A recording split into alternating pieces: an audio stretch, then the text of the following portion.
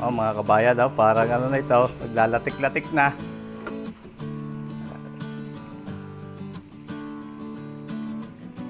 Okay na ho yan. At hindi na natin masyado lulutuin yung sili at baka umanghang, baka madurog yung sili. Magmamantika eh, oh.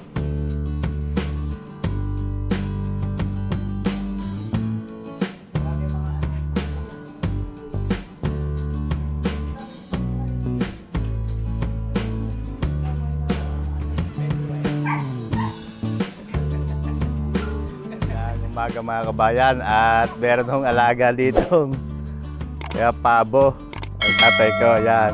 At shout out po kay Ma'am Maria Ihalos ng Cuenca, Batangas, at sa kanya po galing yung 2 pabo diyan, tapos yung iba ay nabili na natin. Pabawasan po natin ang isa at titikman natin, susubukan natin magluto ngayon ng pabo. Mag-aadobo tayo sa gata, palagitik na adobo sa gata. So ayan, natin lang puhulihin yung isa at titikman natin kung masarap nga yung pabo. Hulihin mo ni Utol yung isa. Papahuli natin siya yung, kaya piliin mo kahit alay. Mataas, nabong. Ayan, okay na yan. Ayan, nahuli ho natin yung isa at atin lang yung kukulisan. Ayan.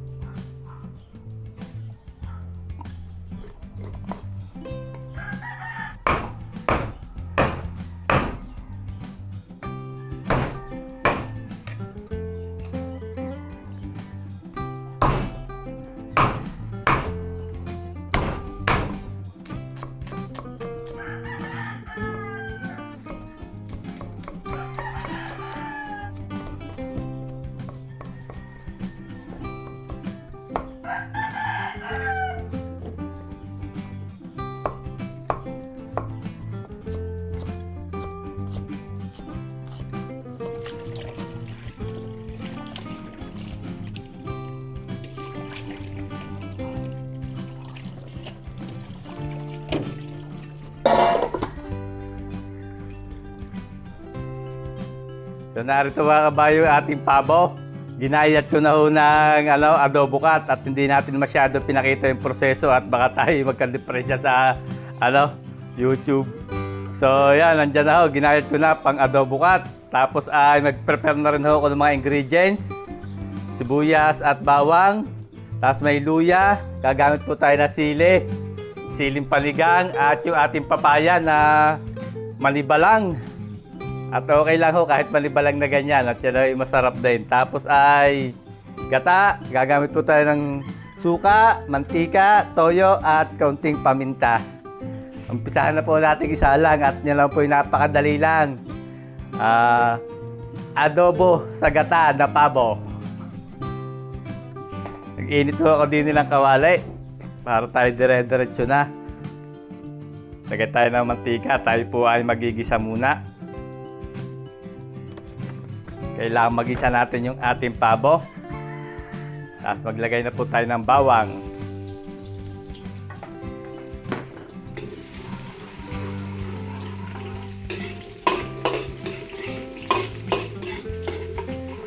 Luto-lutoy lang po natin yung ating bawang. Taksan natin ng konti ang apoy.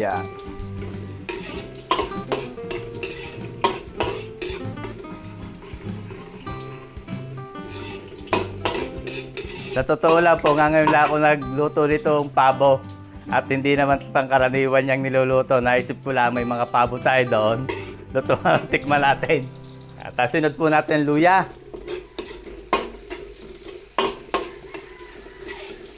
Para mabango, igigisa natin yung sibuyas, bawang at luya. Sunod na po natin yung sibuyas.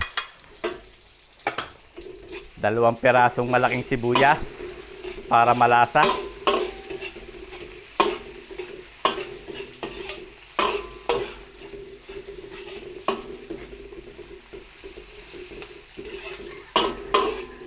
Luto-lutoy lang po natin yung ating mga panggisa. Palabasin natin ng kanyang bango, aroma.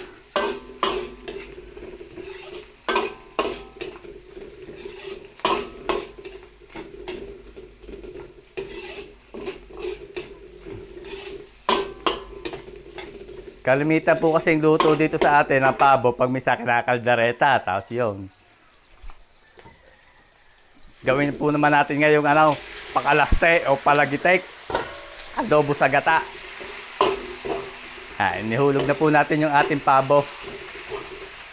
Turkey sa English.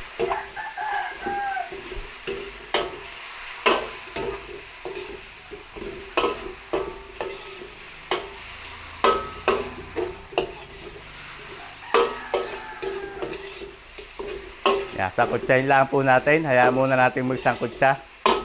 Masangkut siya ng ayos. Para kumapit yung lasa ng luya doon sa laman.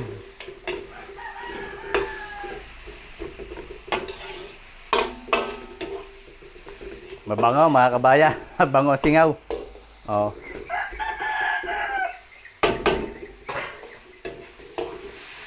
Yan, ang ganda ng ating pagkakasangkot siya mga kabayan. No? Yan, nasangkot siya na natin. Timpla na po natin. Lagay tayo ng paminta.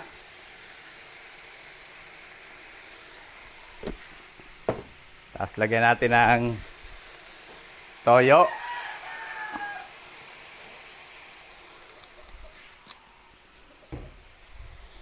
Haluin po muna natin.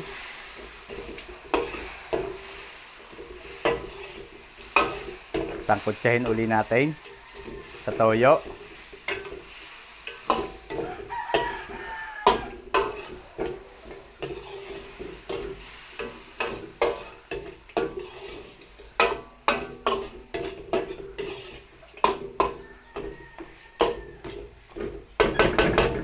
Okay, tapos lagyan po natin ng suka. Yan, DIS na suka ho yung ating gagamit. Oh. DIS brand. Yan, tapos takluban po natin. Hinaan natin ang apoy at palalambutin po muna natin yan.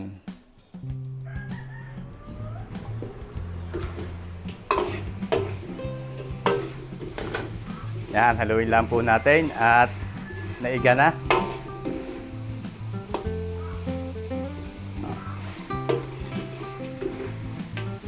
Matigas pa ho. At tayo magbabanto muna ng bango. Magbabanto muna tayo ng tubig para mapalambot natin. Yan, bantuan mo, tubigan muna natin yan. Sabawan natin. At haluin lang po muna uli natin at ating tatakluban. Yan.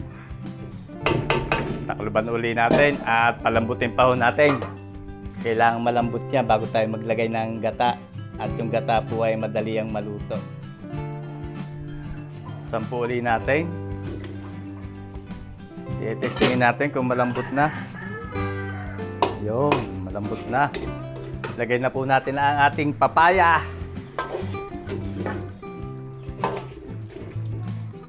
Sama na natin yung papaya. Ang ganda ng papaya, parang manipalang huya. Manamis-namis. Pero matigas yan. Oh.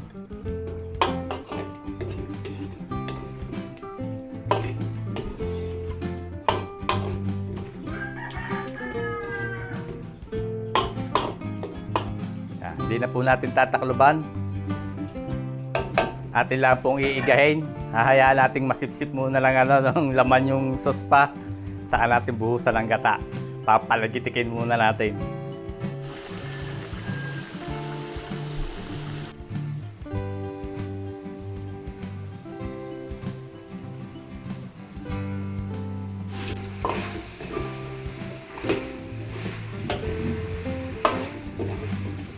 Ayan mga kabayan, naglalagiti ka na. Oh.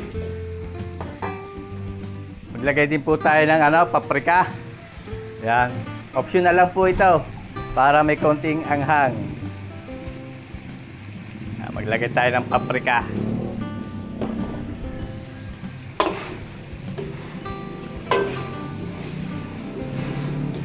Haluin lang po natin maigi para kumapit yung paprika sa laman.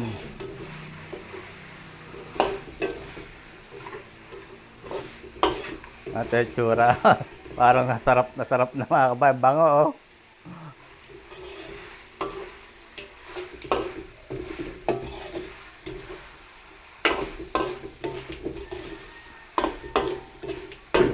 Ayan, tapos, buhusan na po natin ang gata.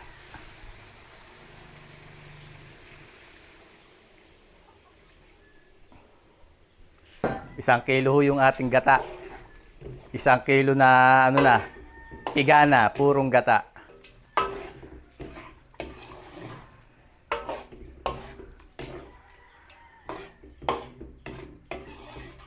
Ayan. So atin lang po lulutuin dyan ang papaya. At hindi na po natin tatakluban yan at makukurta ho yung gata. Pagka naglagay tayo ng gata, huwag natin tatakluban at makukurta ho yan. Kaya lang natin maluto yung gata, tapos ay palambutin pa natin yung papaya.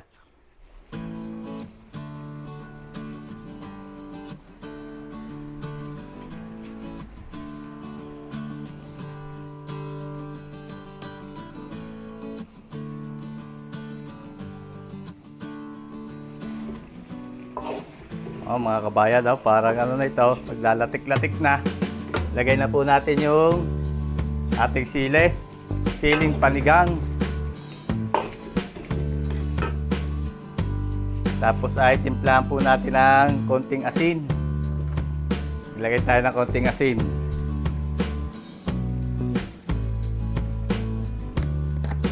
Parang kinulang sa asin. Ayan.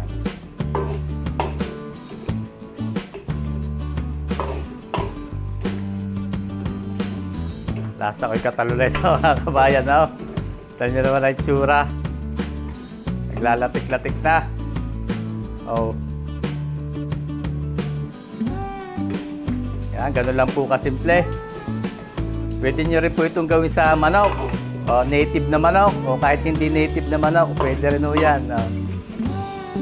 Adobo sa gata. Pakalaste. Yan, nagkakalaste yan.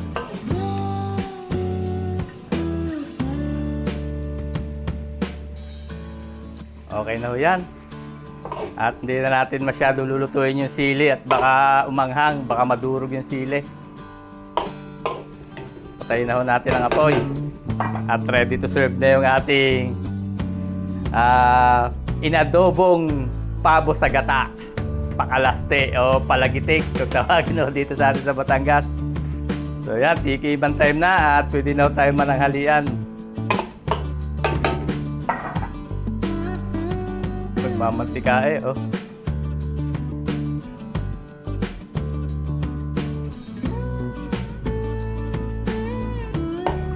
Kabayan, titikman na natin.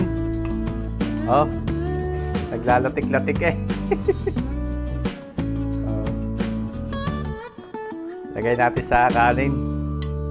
Masarap po ang sauce nito eh. Oh. Sauce na yan, malapot-lapot. Parang sauce ng kaldereta. Tapos ay sili. Tikman natin.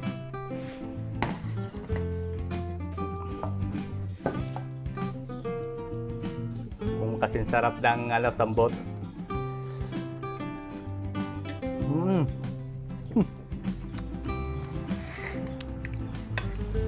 Ganado mga kabayan, panalo po.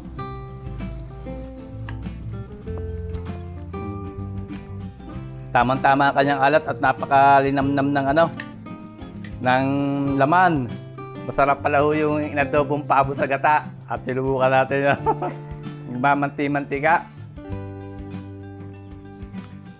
So yun, hanggang dito na lang tayo mga kabayan. At marami pong salamat sa patuloy niyong pagsuporta sa ating mga video. Ako po ay nahingi ng pasensya doon sa mga nagme-message sa ating Facebook page na na-order at kinat up ko muna po yung ating orders at ako po ipapacheck up ko muna po yung aking kaliwang tuhod at may nararamdaman po ako sa tuhod. So maraming salamat ulit mga kabayan. Ingat po lagi tayong lahat at God bless po sa ating lahat. Sana po ay magkita-kita tayo uli sa susunod ko pang mga videos. Kain po tayo. Thank you Lord. Sa biyaya, kain po tayo.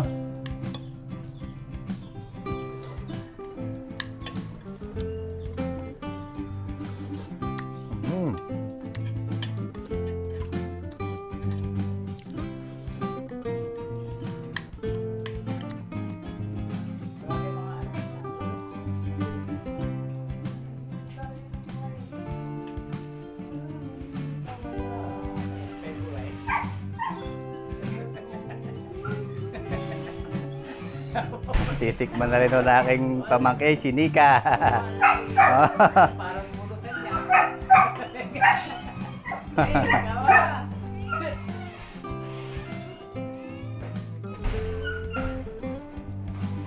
Titikman na rin ng mga kitatay. Paborito daw niya yan. Pabo. Malasa. Lasing. Mga kabayan. Titikman na rin daw ng aking kapatid na bunso. Mahusgahan na yung ano. Inadobo sa gata. Yan naman ang huli ng pabo. Bangaw.